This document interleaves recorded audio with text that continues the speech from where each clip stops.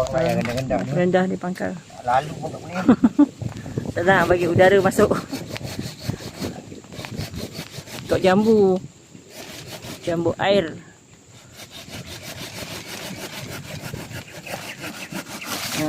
Dah. Tu.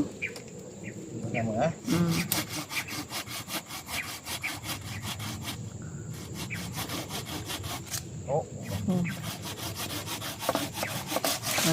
Gaji comel ni kita memang tu boleh potong. Tu boleh potong. Jangan pangkal sangat sebab nanti dia reput kan, dia mereput.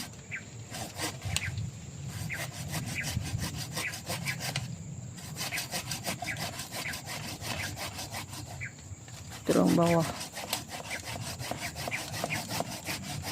Sikit lagi. Okey dah. Okey lah, rosak.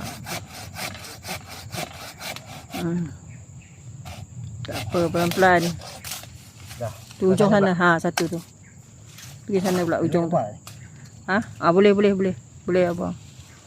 Sebab dahan dia dah banyak. Wah, bos santai sambil duduk. Ada tempat duduk, kita duduk lah. Kita jangan buat macam orang muda kan. Tenaga kita. Tenaga warga emas. Ujung mana? Ujung. Cantik dah.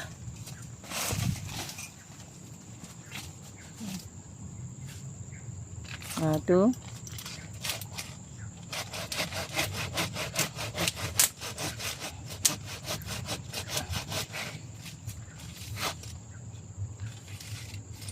Ni lah.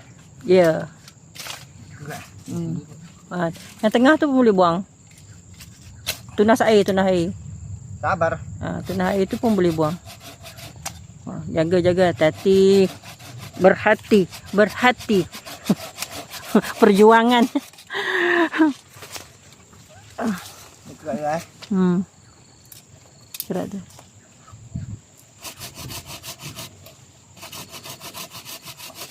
Dah.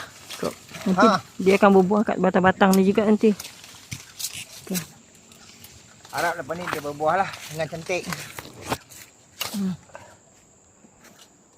Besar dah pokok ni.